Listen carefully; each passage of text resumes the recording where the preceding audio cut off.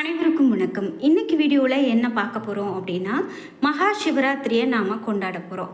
இந்த மகா சிவராத்திரி அன்னைக்கு இந்த ஒரு சில விஷயங்களை செஞ்சீங்க அப்படின்னா கண்டிப்பாக வாழ்க்கையில் மிகப்பெரும் நன்மைகள் இருக்குது அப்படின்னு சொல்லுவாங்க.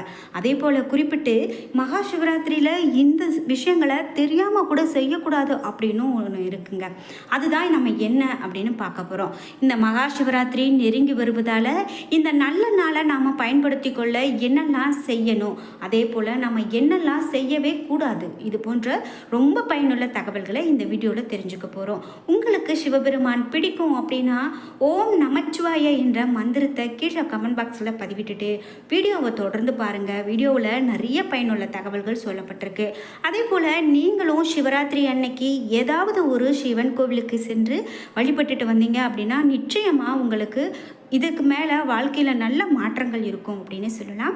வீடியோவை ஸ்கிப் பண்ணாமல் முழுசாக பாருங்கள். நீங்கள் இன்னும் உற்சாகம் டிவி சேனலை சப்ஸ்கிரைப் பண்ணாமல் இருந்தால் சப்ஸ்கிரைப் பண்ணிக்கோங்க. கூடவே இருக்க பெல் ஐக்கானை மறக்காமல் கிளிக் பண்ணிடுங்க. வாங்க வீடியோக்குள்ளே போகலாம்.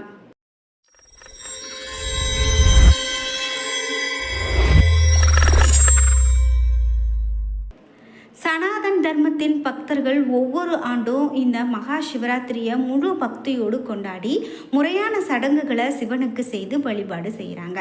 அதன்படி இந்த ஆண்டு மகா சிவராத்திரி மார்ச் 8ஆம் தேதி கொண்டாடப்படுது. இந்த நாளோடு தொடர்புடைய பண்டைய வேதங்களில் குறிப்பிடப்பட்டிருக்கக்கூடிய விதிகளை பின்பற்றினோம் அப்படின்னா நமக்கு மிகவும் நன்மை பயக்கும், மங்களகரமான பலன்கள் கிடைக்கும் அப்படின்னு சொல்கிறாங்க. அதில் குறிப்பிட்டு மகா சிவராத்திரியின் முக்கியத்துவமாக நாம் என்ன சொல்கிறாங்க அப்படின்னா, இந்த மகா சிவராத்திரி சிவபெருமானுடைய சிறந்த இரவு பிரபஞ்ச ஆற்றல்களோடு இணைவதற்கும் இணக்கமான வாழ்க்கைக்கான ஆசீர்வாதங்களை பெறுவதற்கும் ஒரு நேரம் தியானம் அப்படின்னு சொல்லலாம். அதே போல் சுய பரிசோதனை மற்றும் மனம் மற்றும் ஆன்மாவை தூய்மைப்படுத்துவது முதன்மையான நோக்கமாக இந்த சிவராத்திரியை நாம் கொண்டாடுறோம். நம்மளை நாமளே பரிசோதித்து நம்மளுடைய மனதை தூய்மையாக வைத்துக்கொள்வதற்கு இந்த சிவராத்திரி ஒரு சிறப்பான ஒரு விஷயம் அப்படின்னு சொல்லப்படுது. இந்த தெய்வீக நிகழ்வை சரியான அறிவு நடைமுறைகளோடு நாம் செய்வது ரொம்பவே முக்கியம். அந்த வகையில் நாம் மேலும் என்னெல்லாம் செய்யக்கூடாது அப்படின்னு சொல்கிறாங்க. மகா சிவராத்திரி அன்னைக்கு அதிகாலையிலேயே எழுந்து குளித்து முடிச்சுட்டு விரதத்தை தொடங்கலாம். உடல் மற்றும் மன தூய்மைக்காக 3 வேளையும் குளித்து விரதத்தை கடைபிடிக்கலாம். உடல் ஆரோக்கியமாக இருக்கணும் அப்படின்னு நினைக்கிறவங்க அன்றைய தினம் முழுவதுமே உணவு எதுவும் உண்ணாமல் கூட விரதத்தை கடைபிடிக்கிறது நல்லது தான். நம்மளால் முடியல அப்படின்னு சொல்கிற பட்சத்தில் ஒருவேளை உணவு உண்டு கூட இந்த விரதத்தை நிறைய பேர் கடைபிடிப்பாங்க. அதுவே வயதானவங்க அல்லது உடல்நல கோளாறு இருக்கிறவங்க பால், பழம் மற்றும் உப்பு சேர்க்கப்படாத உணவை உண்டு விரதத்தை கடைபிடிக்கலாம். சிவபெருமானுடைய ஆசீர்வாதத்தை பெற அவருடைய கோவில்களுக்கு செல்வது ரொம்பவே நல்லதுங்க. தூய்மை மற்றும் பக்தியின் அடையாளங்களான வில்வ இலைகள் மற்றும் பால் வழங்குவது இந்த சிவராத்திரியில் நாம கொடுக்கலாம். அது ரொம்ப ரொம்ப சிறப்பு. அதே போல் தெய்வீக அதிர்வுகளுடன் எதிரொலிக்கவும் நேர்மறை ஆற்றல்களை ஓம் நமச்சிவாய போன்ற சிவ மந்திரங்களை ஓதவும் தேவைப்படுறவங்களுக்கு உதவிகரமாக நாம் இருக்கிறது ரொம்பவே நல்லது. இதே போல் கருணை மற்றும் தொண்டு செயல்கள் மகா சிவராத்திரி போது மிகவும் மதிக்கப்படுது. மகா சிவராத்திரி நாளில் உண்ணாவிரதம் இருப்பதும் சிவ மந்திரத்தை உச்சரிப்பது மட்டும் இல்லாமல் கெட்ட எண்ணம் எதுவும் இல்லாமல் இருப்பதும் விரதத்தினுடைய ஒரு முக்கியமான பங்கு அப்படின்னே சொல்லலாம். குறிப்பாக இந்த நாளில் நம்ம என்ன செய்யக்கூடாது அப்படின்னு பார்த்தா பொறாமை மற்றும் பொய் போன்ற எதிர்மறை கூற்றுகளை நாம் எப்போவுமே விலக்கி வைக்கிறது தான் நல்லது. அதே போல் குறிப்பாக இந்த நாளில் எந்த பறவை அல்லது மிருகத்தையும் காயப்படுத்தக்கூடாது. அது சிவபெருமானுடைய கோபத்தை ஏற்படுத்தக்கூடிய விஷயமாக இருக்கிறதால இது போன்ற விஷயங்களை செய்யக்கூடாது. அதே போல் நம்ம வீட்டில் அமைதியும் நல்லிணக்கமும் பேணக்கூடிய முயற்சிகளை நாம் எடுக்கணும். எந்த மோதல்களிலும் ஈடுபடக்கூடாது. யாராவது ஒருத்தங்க உங்களை வம்புக்கே இழுக்கிறாங்க அப்படின்னா கூட அந்த நேரத்தில் நீங்கள் அதை தட்டி கழித்து விடைபெறுவது தான் நல்லது. நீங்களும் அதற்கு ஈடு கொடுத்து நீங்கள் அந்த சண்டைக்கு போகிறீங்க அப்படின்னா அதுவே உங்களுக்கு ஒரு பிரச்சனையாக மாறுறதுக்கு வாய்ப்பு இருக்குது. அதனால் நீங்கள் இந்த நாளை இதை தவிர்க்கிறது மிகவும் நல்லது. சிவலிங்கத்துக்கு நீர் வழங்குவதற்கு தாமிரத்தை தவிர வேறு எந்த உலோகத்தையும் பயன்படுத்தக்கூடாது. மகா சிவராத்திரி அன்னைக்கு இறைச்சி, துரித உணவுகள், மது அருந்துதல் போன்றவற்றை தவிர்க்கிறது ரொம்பவே நல்லதுங்க.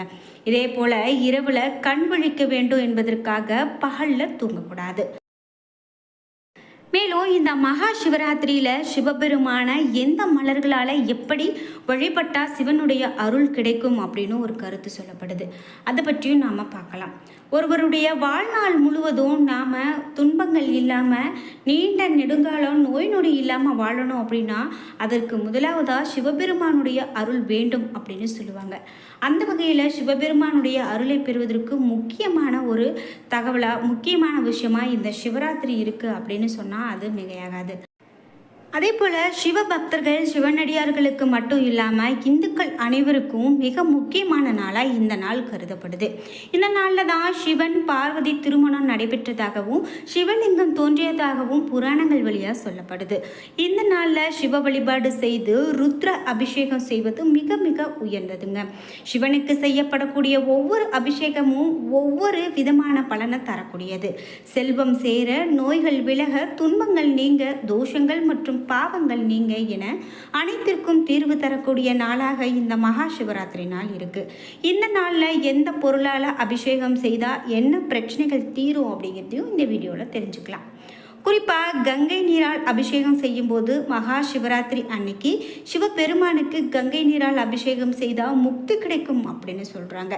சிவபெருமான் அனைவருடைய பாவங்களையும் போக்கி முக்தியை வழங்கக்கூடியவர் என்பதாலேயே அதை குறிக்கக்கூடிய வகையில் அவர் தன்னுடைய தலையில் புண்ணிய நதியான கங்கையை தாங்கி இருக்காரு. இது மட்டும் இல்லாமல் பால் குழந்தை வரம் வேண்டவங்க வம்ச விருத்தி ஏற்பட வேண்டும் அப்படிங்கிறதுக்காக சிவபெருமானுக்கு பசும்பாலால் அபிஷேகம் செய்யலாம். சிவனுக்கு மகா சிவராத்திரி அன்று பால் அபிஷேகம் செய்தாலோ அல்லது அபிஷேகத்திற்கு பால் வாங்கி கொடுத்தாலோ குழந்தை பாக்கியம் கிடைக்கும் அப்படின்னு சொல்லுவாங்க.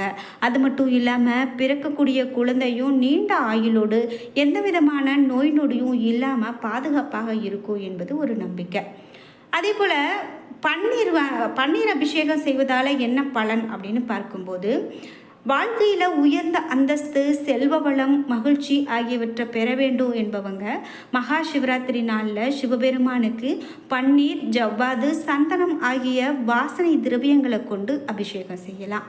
வாரந்தோறும் திங்கட்கிழமைகள்லையும் வாசனை பொருட்களால் சிவனுக்கு அபிஷேகம் செய்தாலும் இதே போல் நல்ல பலன்கள் கிடைக்கும் அப்படின்னு சொல்லலாம். இதே போல் கரும்பு சாறு கொண்டு கூட அபிஷேகம் செய்வாங்க. அதாவது சிவபெருமானுடைய அருளோடு மகாலட்சுமியின் அருளை பெற வேண்டும் அப்படின்னா மகா சிவராத்திரி அன்னைக்கு சிவலிங்கத்துக்கு கரும்பு சாறு கொண்டு அபிஷேகம் செய்யலாம். இப்படி செய்வதால் செல்வ வளம் பெருகும். மேலும் கடுகு எண்ணெய் கொண்டு அபிஷேகம் செய்வாங்க. எதிரிகளுடைய தொல்லைகளில் இருந்து விடுபட அல்லது எதிரிகளிடமிருந்து நம்மை காப்பாற்றி கொள்ள கடுகு எண்ணெயை பயன்படுத்தி பெருமானுக்கு அபிஷேகம் செய்வாங்க.